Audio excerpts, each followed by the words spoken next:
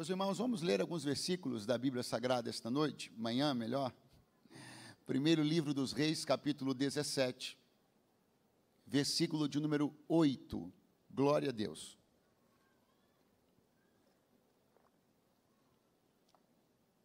Obrigado, pastor Silas Malafaia, obrigado, pastor Silas Filho, obrigado a todos os pastores presentes aqui, auxiliares. É bom estarmos juntos cultuando a Deus.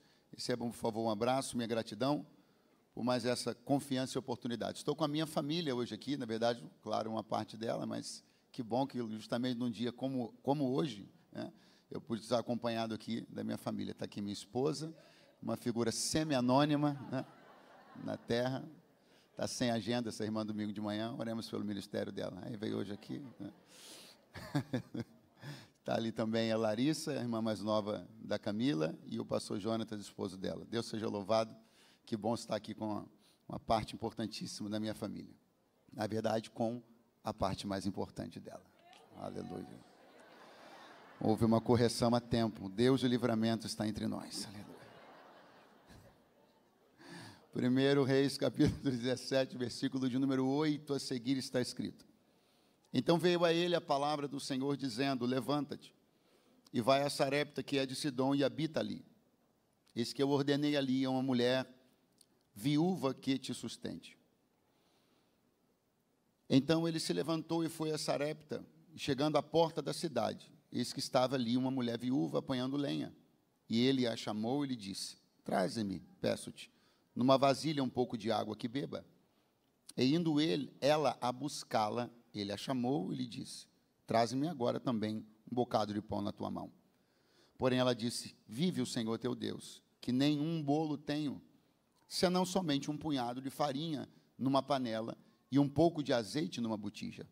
E fez aqui, apanhei 2 cavacos, e vou prepará-lo para mim e para o meu filho, para que comamos e morramos. Elias lhe disse: não temas, vai, faz conforme a tua palavra, porém, faze disso primeiro para mim um bolo pequeno, e traze-o para fora. Depois farás para ti e para teu filho. Porque assim diz o Senhor, Deus de Israel: a farinha da panela não se acabará, e o azeite da botija não faltará, até ao dia em que o Senhor dê chuva sobre a terra.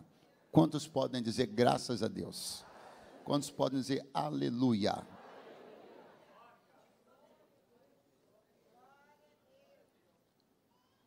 No exercício do ministério dos profetas no Antigo Testamento, questões de natureza nacional e muitas vezes até de natureza global estavam em questão, sendo apresentadas na narrativa bíblica. Porém, mesmo com coisas de cunho nacional e até global, guerras internacionais acontecendo, a Bíblia Sagrada sempre fez absoluta questão de ajustar o foco e mostrar um Deus que não apenas gera intervenções de natureza nacional e global, mas um Deus das pequenas, das pontuais intervenções. Se vemos uma questão nacional envolvendo o ministério e a vida do profeta Elias, vemos aqui uma questão focal numa família que precisava de um socorro da parte de Deus. Eu quero que você tenha em mente algo. Nós falamos sobre coisas eternas. Nós falamos e pregamos sobre uma bênção nacional, clamamos, oramos pelo Brasil, pelo mundo, estamos com os olhos em tudo que está acontecendo no Brasil e no mundo. Deus tem planos e interesses de massa, mas Deus tem planos e interesses para o seu CEP, sua rua, seu número, sua casa, seu apartamento. O Deus de intervenções nacionais e globais também é o Deus que acha uma porta, um endereço, seja numa viela, seja num beco estreito, seja onde for, Deus acha, e é tão importante para Deus intervir no futuro de uma família, quanto é importante intervir no futuro de uma nação. Dito isso, nós olhamos para essa história bíblica com esse olhar sensível, com esse olhar individualizado, com esse olhar pessoal. E vemos aqui a trajetória de um homem de Deus importantíssimo, chamado Elias, cruzar a vida e a trajetória de uma mulher viúva, que morava numa cidade chamada Sarepta, e que estava vivendo no seio da sua família uma grave crise de escassez. Não só uma escassez de recurso, mas uma escassez tão preocupante quanto a de recurso. Pergunte qual? A de esperança. Porque ela chegou a dizer com a sua própria boca para o profeta Elias: eu não estou enxergando o horizonte além da próxima refeição. Nós vamos fazer essa refeição e vamos morrer logo depois. Não é uma história de escassez apenas de pão, é uma história de escassez de esperança. Há algumas pessoas que estão vivendo alguns quadros de escassez em alguns recursos, mas ainda lhes sobra a esperança. Para esses, o caminho é mais fácil. Mas há outros que estão vivendo uma escassez tão ampla, que essa escassez não esvaziou só a panela, esvaziou a alma. Não esvaziou só o prato, não esvaziou só a conta, esvaziou também o coração. Quando o horizonte e a esperança não vão além da próxima esquina, da próxima semana, talvez do fim do mês. Mas se teve uma coisa que aconteceu na vida desta mulher e desta família, e que eu quero declarar que acontecerá na sua vida também, é que você sairá daqui hoje com um tipo de fartura que, acredite, é muito importante. Fartura de esperança. E eu estou declarando que será uma esperança, pode se preparar. Ela vai ter até uma conotação meio irritante, se prepare. Vão haver pessoas que não vão nem aguentar ficar conversando muito tempo com você, porque a sua esperança vai irritar alguns desesperançosos. E quando elas pensarem que a sua esperança foi produto da euforia de uma reunião, de uma imersão que você participou, elas vão começar a ver que a sua esperança está embasada e enraizada, porque diz as Escrituras: Cristo em vós, esperança da glória. Eu não vim pregar sobre uma esperança fruto da euforia de uma imersão de 2 horas. Eu vim pregar sobre uma esperança que é fruto de uma presença poderosa, consoladora e renovadora, e ela está entre nós aqui, e é do Senhor Deus desta igreja.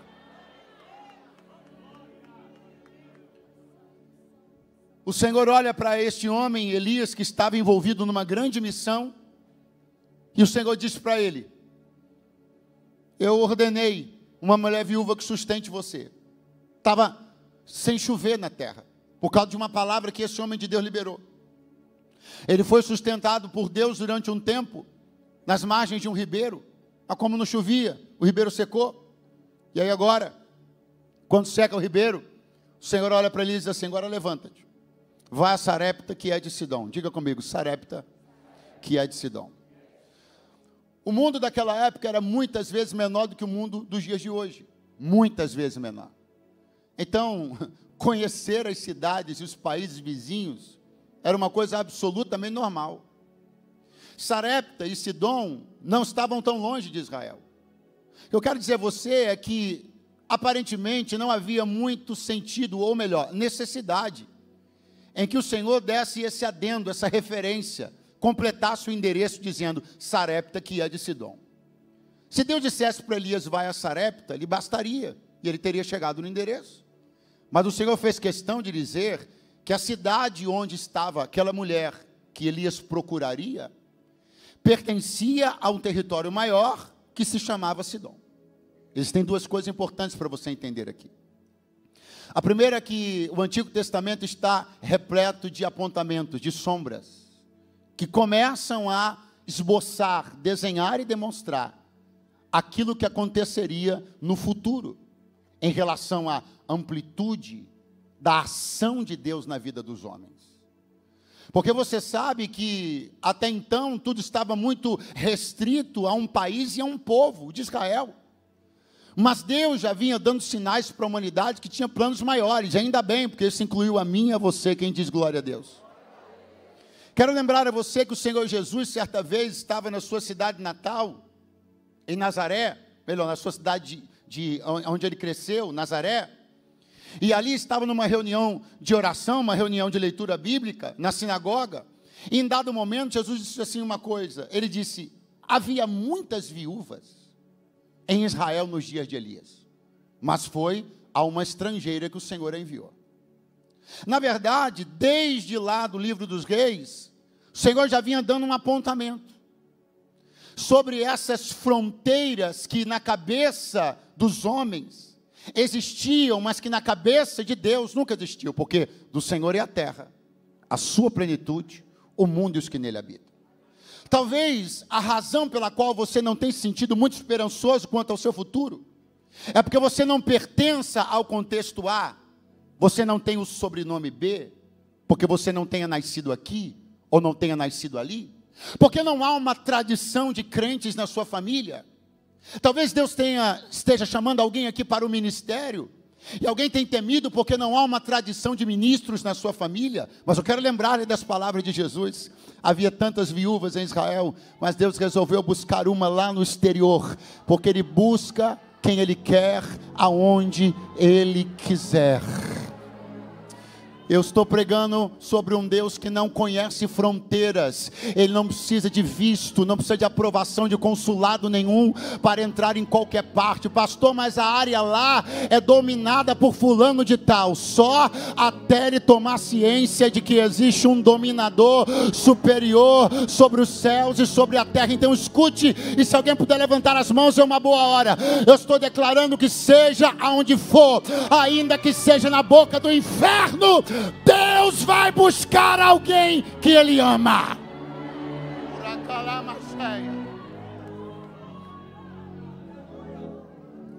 Há uma mensagem também muito particular para o coração de Elias. E eu acho que Deus, tenho certeza que Deus quer dar essa mensagem ao coração de algumas pessoas. Porque boa parte de vocês aqui sabe que Elias tinha uma arqui-inimiga. Uma mulher terrível. Uma mulher idólatra, uma mulher que introduziu a cultura aos deuses pagãos em Israel.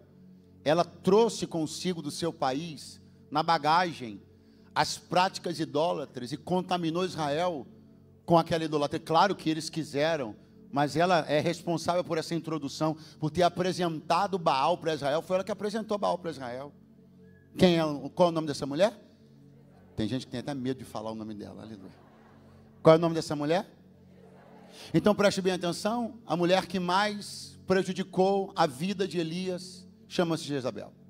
A mulher que mais foi opositora da vida de Elias chama-se Jezabel. A mulher que mais perturbou Elias em toda a sua vida chama-se Jezabel. E Jezabel, não segundo minha especulação histórico-teológica, mas segundo a Bíblia Sagrada, Jezabel era Sidônia. Jezabel era do mesmo país da viúva de Sarepta. Eu quero que você entenda como por uma razão assim muito especial, um jeito de Deus querer fazer uma coisa assim muito particularmente interessante. Ele levantou a maior aliada da vida de Elias, do mesmo país onde tinha sido levantada a maior opressora do seu ministério. Eu quero que você acredite em algo que eu vim de Deus aqui trazer. Ele diz assim, por uma questão assim de querer fazer uma coisa, para mostrar que eu tenho os meus em toda parte, de lugares de onde você pensou que só sairiam opositores, de contextos onde você pensou que só sairiam opressores, eu vou despertar aliados que acompanharão a tua história e abençoarão a tua vida. Se alguém puder levantar as mãos, penso que seja uma boa hora. Deus reuniu-nos aqui para algumas pessoas muito particularmente, Ele está dizendo, eu vou levantar do terreno de onde saíram seus maiores perseguidores, aliados fiéis, para que tu saibas que eu governo sobre toda a terra.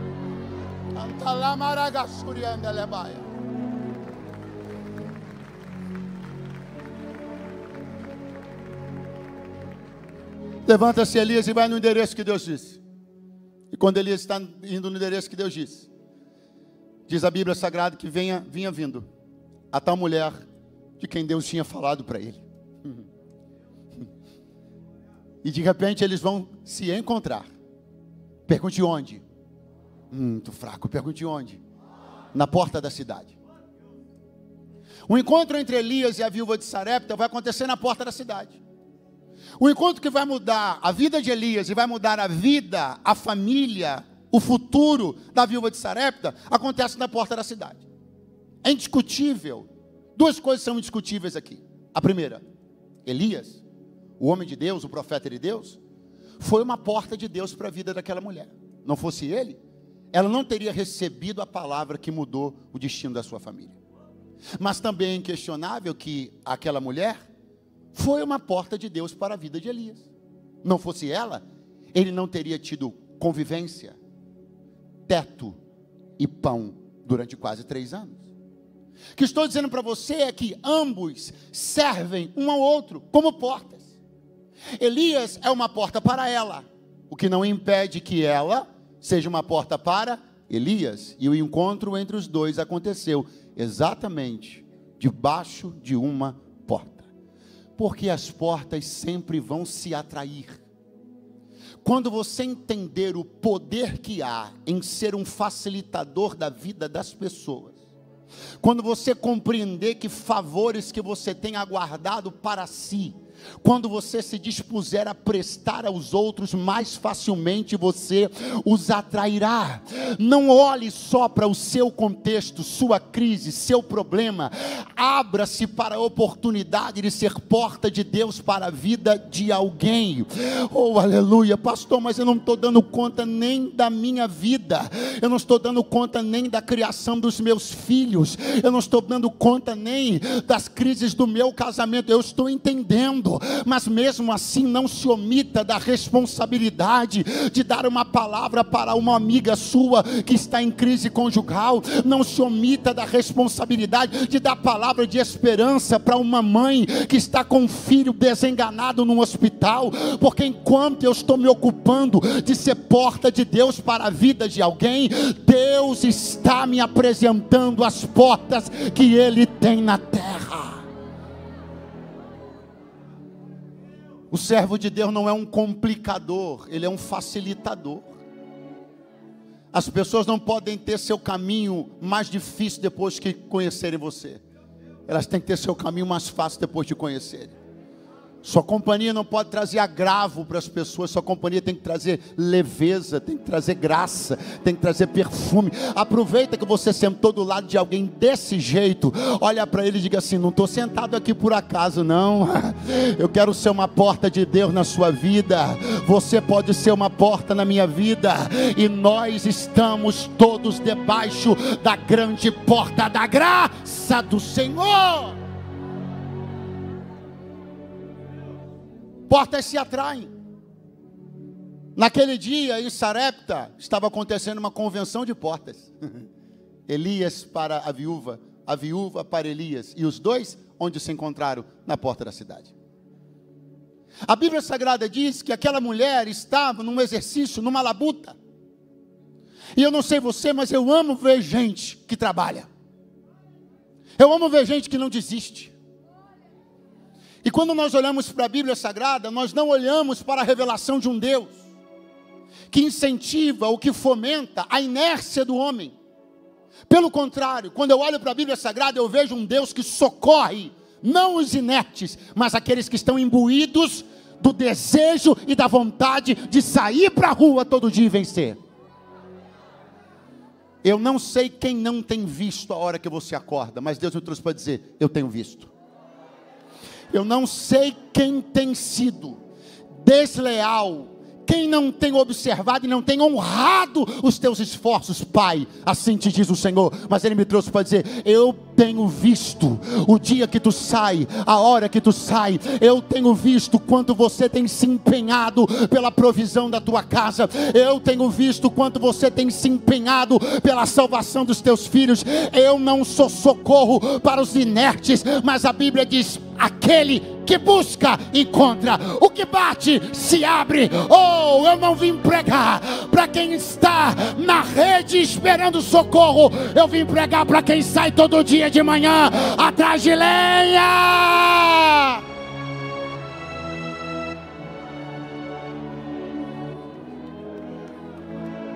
Eu vim pregar para quem está comendo do suor do rosto.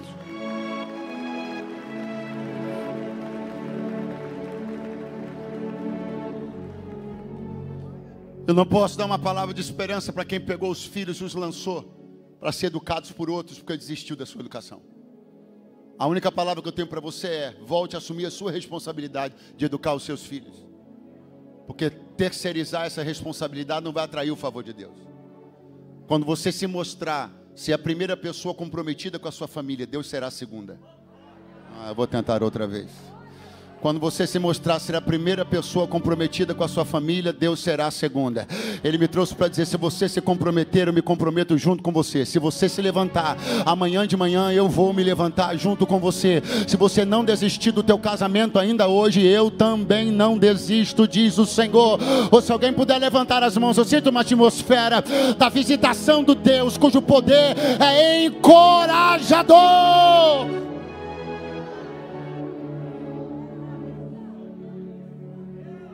Ela saiu de manhã para buscar lenha.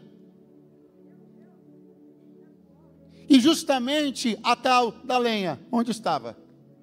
Na porta da cidade. É na porta da cidade que ela vai conhecer Elias, que vai ser porta de Deus para ela. E ela, porta de Deus para Elias, a gente já falou sobre isso. Mas embora o encontro que mudou a vida daquela mulher tenha acontecido numa porta, alguém está conectado ainda comigo, diga amém? Embora o encontro que mudou a vida daquela mulher tenha acontecido numa porta, eu não li na Bíblia que ela saiu atrás de uma porta. Eu li na Bíblia que ela saiu atrás de lenha. Seu objetivo primordial, aquilo que lhe fez sair da cama de manhã, o que lhe movia não era caçar portas, era buscar lenha. O primeiro compromisso daquela mulher era com o sustento e o aquecimento da sua casa. A porta foi uma consequência de alguém que primeiramente prezou se preocupar com o fogo, e Deus lhe apresentou suas portas. Por favor, segure a mão de um pentecostal que está do seu lado. Me permita agora, oh aleluia, dê uma chacoalhada nele e diga: você está mais preocupado com a porta do que está preocupado com o fogo. Quando você se preocupar mais com o fogo do que com a porta, o Deus do fogo também é o Deus da porta, e o Deus do fogo vai te abrir uma porta.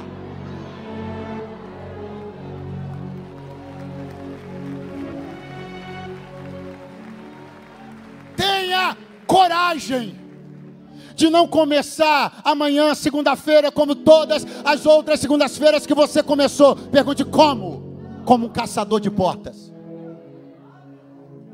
Não vasculhe a sua agenda amanhã de manhã pensando em portas. Não oriente seus pensamentos, não monte a sua agenda de amanhã, muito menos que a oração desta noite sua não seja cheia do tema portas. Troque o tema. Experimente hoje orar pelo fogo da semana. Experimente ainda hoje à noite reunir os teus filhos, pastor, depois do culto, depois do culto, e ainda clamar por um fogo de Deus lá na sua casa ainda hoje de manhã. Experimente amanhã de manhã, antes de pensar numa porta, antes de abrir o WhatsApp atrás de portas, antes de entrar no Instagram e ver se tem alguma porta no seu direct. Experimente começar o teu dia amanhã dizendo: Deus, eu preciso de fogo na minha casa, eu preciso de fogo na minha casa, eu preciso de fogo na minha casa. Os pentecostais já chegaram, só vou vir no próximo domingo. Eu preciso de fogo na minha casa.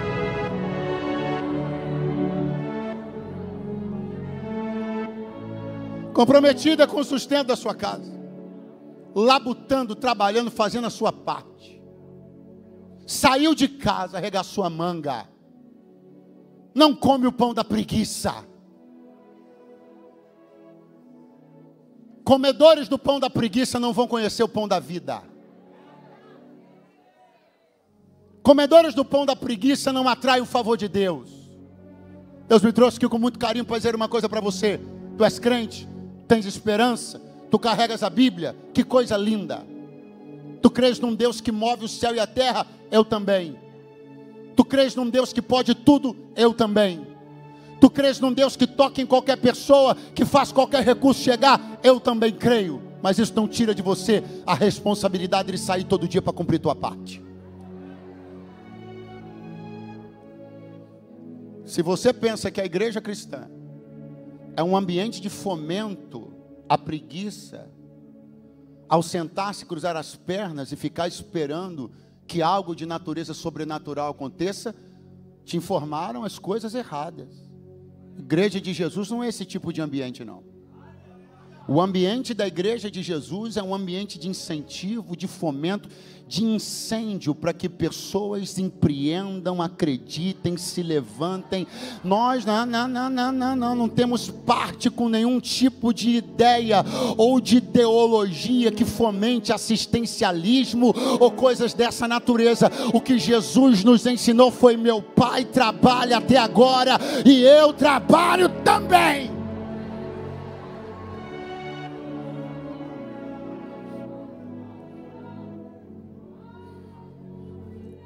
O homem de Deus tinha recebido uma orientação. Deus tinha dito para ele: eu dei ordem a uma mulher viúva que sustente. Então ele vai olhar para ela e vai dizer assim: olha, traz um pouco d'água para mim. Traz um pouco d'água para mim numa vasilha. Ele diz: tudo bem. Porque a extrema seca já tinha alcançado Israel, mas ela não tinha alcançado Sidom, porque só não chovia em Israel, nem orvalho caía. É claro que efeitos sobre a economia dos países vizinhos também foram vistos, mas chover, chovia. Então, quando Elias toca nesse tema, água, qual é o tema? Qual é o tema? Ela diz: tudo bem. Existe um primeiro nível do requerimento de Deus, um primeiro nível daquilo que Deus nos pede, um primeiro nível daquilo que Deus quer que nós façamos, entreguemos, participemos. E este primeiro nível não costuma ser muito assustador. Normalmente você é introduzido num ambiente de fé, cedendo, doando, de coisas das quais você não tem tanta dificuldade. O problema é que Deus costuma pôr mais itens na lista. Quando ela se virou para começar a caminhar para casa para pegar a água, ele disse: senhora, aproveita. Traz um bolo pequeno para mim também. Você está de brincadeira. Eu quero que você entenda que para você entrar no ambiente do favor de Deus, para você viver alguns milagres dentro da sua casa, para você ver alguns milagres de transformação, de abundância dentro da sua família, você terá que passar por esse momento. O momento onde você é apresentado a um Deus que não solapa, não usurpa, mas requer. Quando nós entendemos isso, quando nós não nos permitimos ser influenciados ou contaminados pelas mentiras do mundo sobre quem é Deus e quem é a sua igreja, quando entendemos que o reino de Deus não é um ambiente de usurpação, mas é um ambiente de requerimento, e eu começo através desse exercício, exercitar coisas na minha alma que são importantes, eu começo a ficar melhor, porque mais bem-aventurada coisa é dar do que receber. Eu começo a ser mais sociável, eu começo a ter mais ideia de família, eu começo a ter mais ideia de convívio em comunidade. O que você acha que o maior pregador do desigrejamento e da igreja online, não da existência dela paralela, como o culto que estamos transmitindo, mas o estabelecimento dela como única e suficiente alternativa, o maior pregador disso chama-se diabo. Porque ele sabe que esse ambiente de convivência é um ambiente onde o ferro amola o ferro. É um ambiente onde as vaidades vão sendo tratadas. Não é na minha casa escolhendo o culto de que igreja, qual o pregador que está pregando uma mensagem que eu estou... Não. É aqui no ambiente do viver, da comunidade, que eu sou acessado, sou requerido. Ah, pastor, mas eu tenho muita dificuldade com isso. Pois já era para ter parado pode ter. Tem gente aqui que é crente há muito tempo e até hoje é hipersensível a qualquer tipo de abordagem. Não pode pedir nada, não pode chamar para lugar nenhum, não pode perguntar por que não veio. Eu quero declarar que esse espírito de insubmissão vai sair de você no nome de Jesus.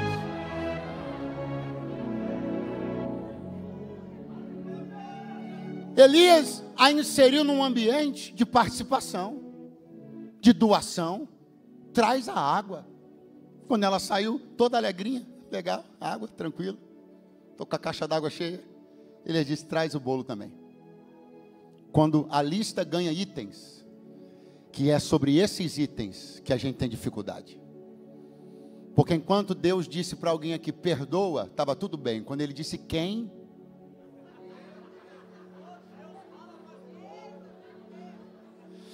Quando Ele disse assim, aceita, recebe, puxa a cadeira, serve. Você disse amém.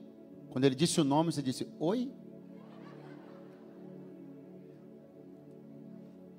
Vive o Senhor teu Deus, é uma expressão idiomática. São expressões que têm grande importância dentro de contextos culturais ou geográficos, que são comumente faladas, uma expressão idiomática. Vive o Senhor teu Deus, que nem um bolo tenho. O que você está requerendo de mim é um absurdo. Não faz sentido pedir a alguém como eu o que você está pedindo.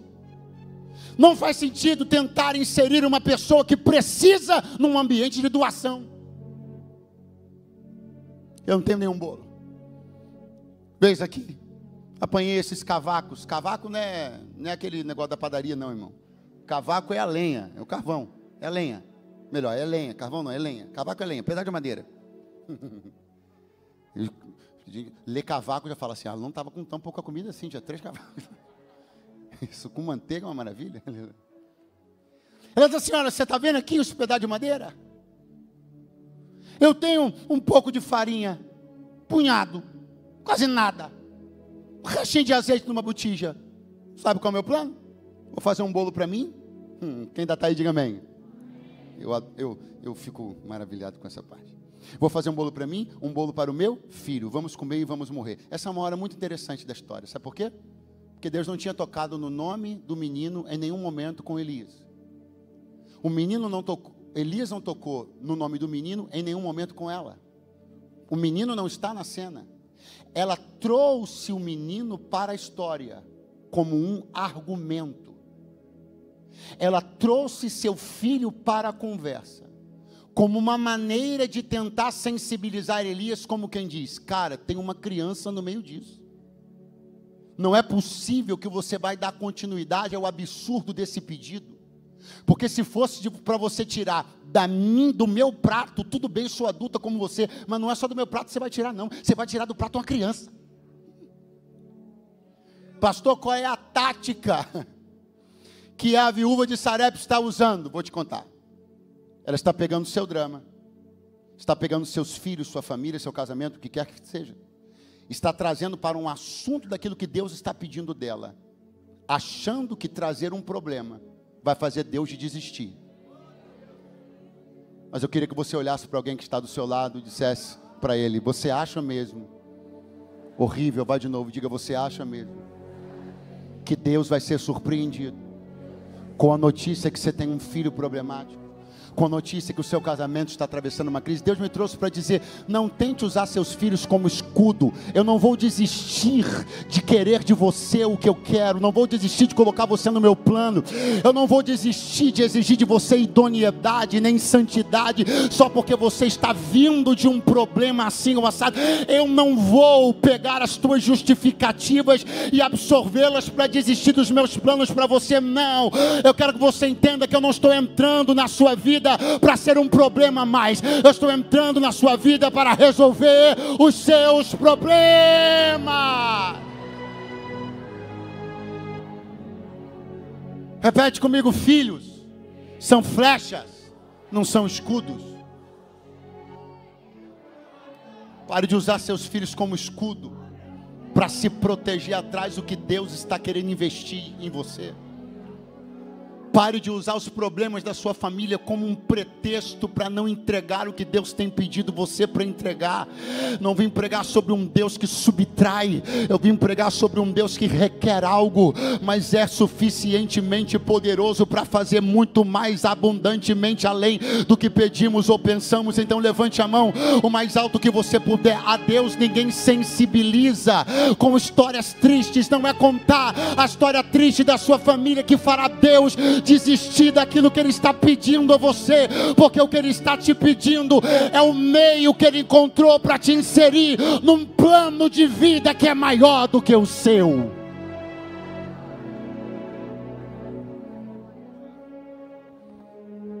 Você acha que trazer alguma história triste para um ambiente onde Deus está tratando de mim vai fazer com que Deus tire a mão e peça desculpa? Diga: olha, me perdoa, eu não sabia que você tinha um filho. Acho que a viúva achou que Elias ia dizer assim: olha, me desculpa. Olha, Deus não deve ter chegado a informação a tempo lá no céu de que a senhora tinha um filho, porque eu tenho certeza que se nossa tivesse com criança na história, Deus não ia. Ô viúva de Sarepta, você não vai dissuadir Deus dos planos dele para a tua vida. Você inclusive deveria entender que não é mesmo, mas não é mesmo este seu problema que vai fazer com que Deus deixe de querer fazer tudo o que Ele quer fazer na sua vida. Pelo contrário, Ele não está entrando, repito, para ser mais um problema na sua vida, está entrando para resolver os seus mais angustiantes problemas. Mas eu já começo a fase conclusiva dessa ministração, dizendo a você que debaixo daquele susto, esta mulher olhará para Elias e dirá: eu não tenho. Eu tenho um pouco de farinha, tenho um pouco de azeite, meu plano é esse. Vou fazer um bolo para mim, para o meu filho, vamos comer e vamos morrer. Aí ele diz assim: então você vai fazer desse jeito, só que você vai fazer primeiro para mim. E eu quero te mostrar uma virada que aconteceu aqui, você nem percebeu. Porque ela disse assim: ó, eu vou fazer esse bolo, vamos comer e vamos morrer. Então ela está dizendo que aquele bolo seria o último. Vamos de novo. Ela está dizendo: vou fazer esse bolo, vamos comer e vamos morrer. Então esse bolo vai ser o... Aí Elias olha e diz assim: faz, mas traz primeiro para mim. Isso aqui não tem para onde correr, são definições inflexíveis sobre o sentido das palavras. Último é último, não há nada depois do último. Primeiro é primeiro, obrigatoriamente tem que ter alguma coisa depois. Então na mão daquela mulher não tinha nada depois daquilo. Elias está dizendo: pega esse mesmo bolo que para você é último, experimenta colocar ele na minha mão. Ele vai trocar de nome, vai ser o primeiro. Será o primeiro, vai ter segundo, vai ter terceiro, vai ter quarto, vai ter quinto, vai ter sexto. Se alguém puder levantar as mãos, Deus me trouxe para dizer: aquilo que você achou que era o fim, na minha mão é começo.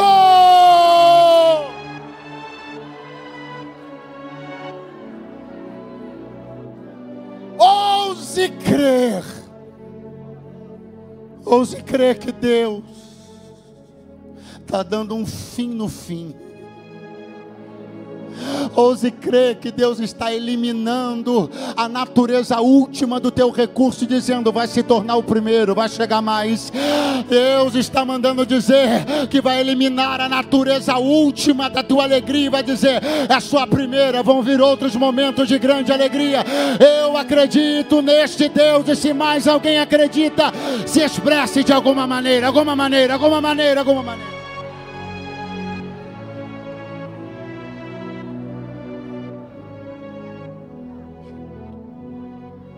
Faz primeiro para mim, porque assim diz o Senhor. Não vou reproduzir uma frase lacradora que eu vi no Instagram, não. Assim diz o Senhor. Não vou reproduzir uma frase legal, bacana, de um marqueteiro, não. Assim diz o Senhor. Você não entra num ambiente como esse para ouvir frase de efeito. Você entra num ambiente como esse para ouvir o assim diz o Senhor. Pastor, o que o senhor tem a dizer sobre outros ambientes, sobre outros auditórios, onde existem pessoas numa posição parecida com a sua, uma roupa, um microfone, falando a uma plateia, mas não é um culto, não é uma igreja. O senhor tem a dizer que não tem nada de bom lá? Não, não tem a dizer isso. Só tem a dizer que lá não tem um assim diz o Senhor. Tem muita coisa para se apreender, muita coisa para se aprender de ambientes acadêmicos, mas não tem um assim diz o Senhor. Tem muita coisa que pode melhorar em ambientes de desenvolvimento espiritual, de desenvolvimento emocional e pessoal, mas não tem um assim diz o Senhor. Antes de que você pense que esse é só mais um auditório, com mais uma pessoa, com o microfone na mão, falando coisas interessantes, que me desculpem, se você em algum momento pensou que era isso, mas de forma alguma, o que impera e opera aqui, não é o assim diz o Eduardo, é o assim diz o Senhor. É o assim diz do Senhor que muda história, é o assim diz do Senhor que acrescenta no pouco, é o assim diz do Senhor que transforma, é o assim diz do Senhor, e ele diz, assim diz do Senhor. A farinha da panela não vai acabar. Eu acho que você ouviu dizer batatinha quando nasce esparrama pelo chão. A farinha da panela não vai acabar. E na botija o azeite não vai faltar.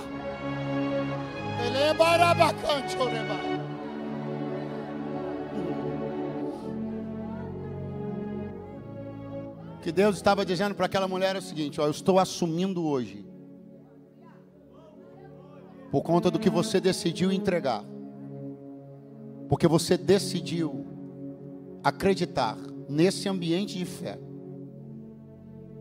Eu estou assumindo hoje um comprometimento de que eu pessoalmente farei a manutenção e o suprimento diário dos seus recursos. Eu vou fazer.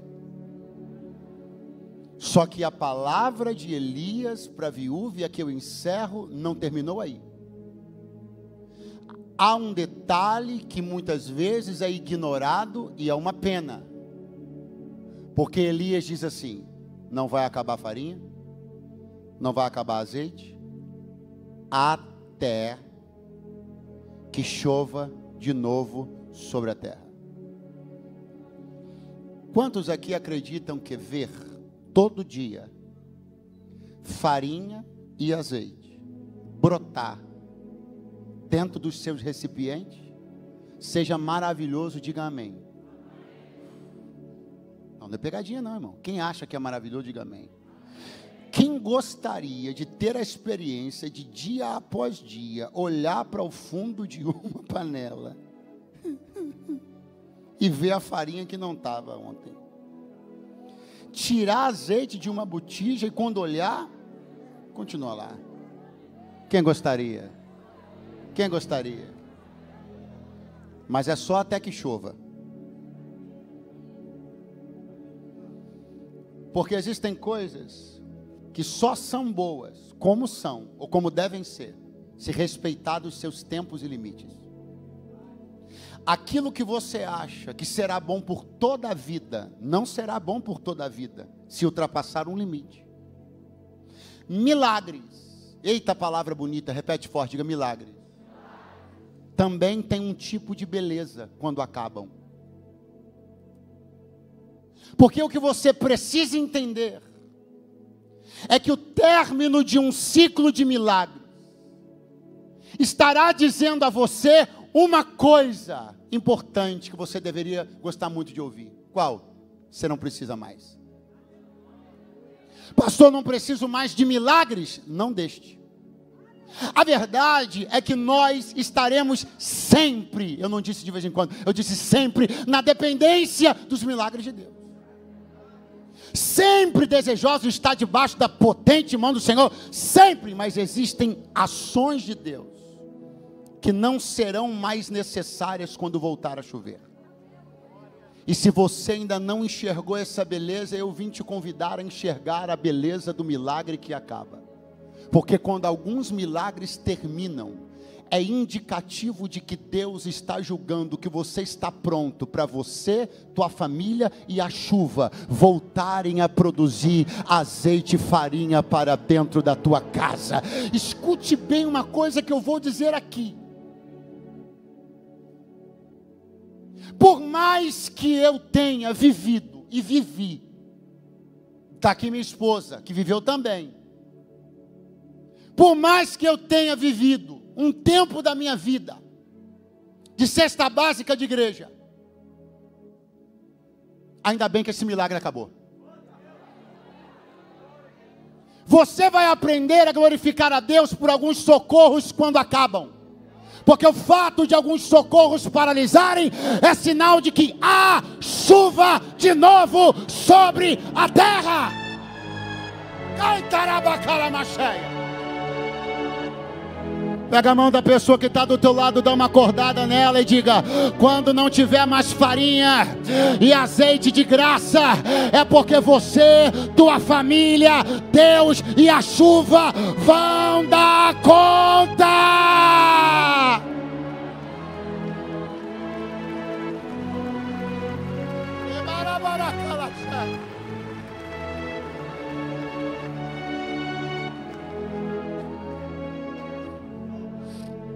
Existe um movimento sorrateiro que acontece quando a assistência ela é prolongada mais tempo do que deveria. Pergunte qual?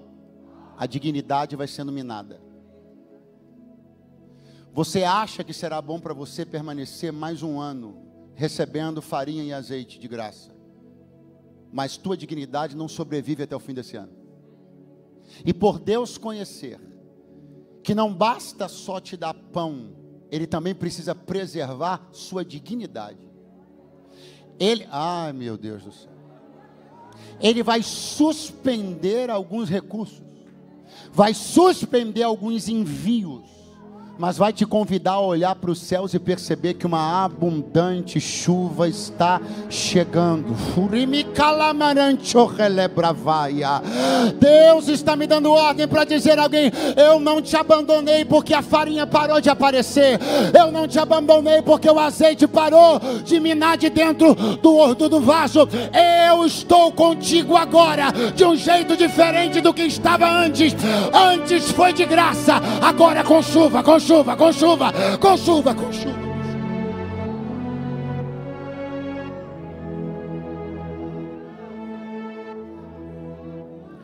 Se eu fosse você, por mais estranho que pareça, eu não veria a hora desse milagre acabar. Se eu fosse você, por mais estranho que isso pareça, eu não veria a hora dessa panela parar de aparecer farinha sozinha. Porque isso vai ser um indicativo de que há um contexto suficientemente favorável para que você, teu trabalho e a ajuda de Deus deem conta de levar para dentro da tua casa aquilo que a tua casa precisa. Teve um dia que a viúva procurou na panela, não tinha farinha. Procurou na vasilha, não tinha azeite. O menino olhou, o menino já chegou na cozinha, botando a mão na barriga. Quando olhou, vazio, falou: mamãe, Deus abandonou a gente. E ela pode ter dito: não, Ele está conosco agora de um jeito diferente de antes. Filhão, se eu bem me lembro, o profeta disse que quando isso acontecesse aqui, alguma coisa estaria acontecendo no céu. Abra a janela, dá uma olhadinha lá para o lado da terra do profeta, vê como é que está o céu lá e me conta. O menino voltou dizendo: mamãe, está armando um temporal lá em Israel.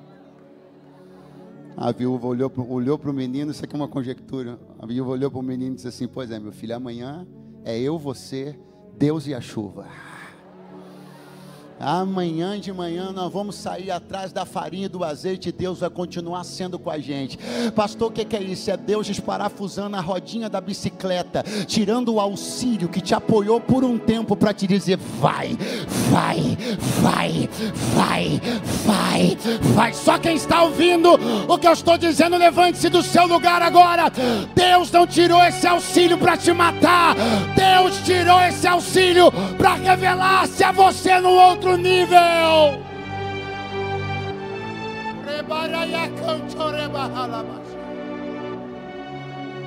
Levante a mão mais alto que você puder. Tem socorro de Deus para a tua casa. Tem socorro de Deus para a tua família. Tem socorro de Deus para os teus negócios. Tem socorro de Deus, tem esperança de Deus voltando para dentro da tua casa.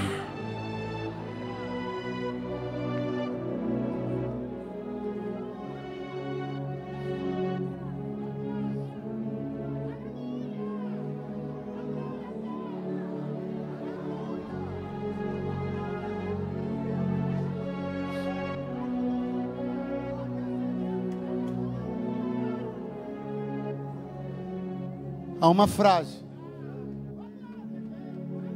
na boca daquela viúva que não pode estar na sua boca nunca mais. Ela disse para Elias: vive o Senhor teu Deus. Teu Deus. Quando Deus se revelou àquela viúva, eu penso que a experiência da revelação do Deus de Israel a ela tenha feito com que ela tenha passado a servir a esse Deus. Mas naquele momento inicial do encontro, na sua boca havia uma expressão: vive o Senhor teu Deus. Porque Deus ainda não era o Deus dela, era o Deus de Elias. E eu preciso dizer uma coisa a você que está me ouvindo esta noite: está mais do que na hora disso mudar. Está na hora de que este nosso Deus seja também o seu Deus. Pastor, tudo bem, porque Ele é. Não, não é. Não. Se existe pluralidade, se existem nomes invocados que não de Jesus, não, Ele não é o seu Deus. Se você ora a outras pessoas que não ao único Deus, se você acredita na mediação entre você e Deus, feita por outra pessoa que não pelo Senhor Jesus, então Ele não é o seu Deus. E se eu omitir essa verdade de você, então o que eu estaria fazendo aqui? Não quero lhe deixar chateado nem constrangido, mas eu preciso explicar porque eu estou dizendo que você precisa hoje que o nosso Deus seja o seu Deus. Porque só há um Deus. Só há um Deus. Só há um Deus. Só há um Deus. E Ele me trouxe para lhe dizer: eu quero ser o seu Deus. Eu não quero ser só o Deus dos seus pais, eu quero ser o seu Deus. Não quero ser só o Deus do seu marido, eu quero ser o seu Deus. Não quero ser só o Deus da sua sogra, eu quero ser o seu Deus. Encontro com Deus é pessoal. Você pode ser alvo da intercessão de alguém que tenha Deus como Deus, mas isso não faz com que esse Deus seja seu Deus também. A única coisa que faz com que Deus seja seu Deus é a aceitação de Jesus Cristo, Filho do Deus vivo, como único e suficiente Salvador. Isso não é algo que a igreja evangélica legislou para poder proteger. Não, isso é o que está nas Sagradas Escrituras.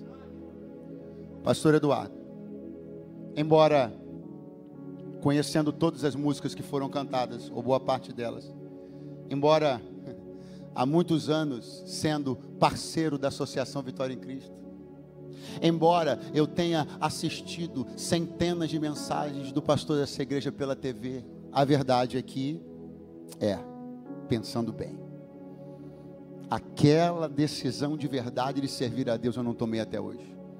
Mas eu não levo isso nem um minuto a mais. Não jantei com Deus na minha casa ontem, mas hoje eu almoço com Ele ainda. Você tem pressa para fazer desse Deus o seu Deus? Através de uma aliança com Jesus Cristo, sai do seu lugar agora e vem aqui no altar. Onde você estiver. Se você convidou uma pessoa, por favor, aproveite que você tem mais acesso a ela do que nós. Fale com ela, pergunte a ela. Talvez ela esteja constrangida, mas se você se oferecer a vir até aqui com ela, para receber essa oração e se aliançar a Deus, ela tomará coragem. Faça isso agora. Saia do seu lugar onde você estiver, se você quer fazer uma aliança com Deus da Bíblia, e venha aqui no altar agora, onde você estiver. A igreja é espírito de oração e súplica. Só vai acontecer o que Deus quer que aconteça na sua vida, quando Ele for o seu Deus. Tem uma pessoa que está chegando aqui no altar, já está presente. Sai do seu lugar, não perca tempo, que o tempo é preciosíssimo, e ele foi largamente usado para a exposição bíblica, e a exposição bíblica é mais do que suficiente. O momento do convite é só para a gente poder fazer a decisão.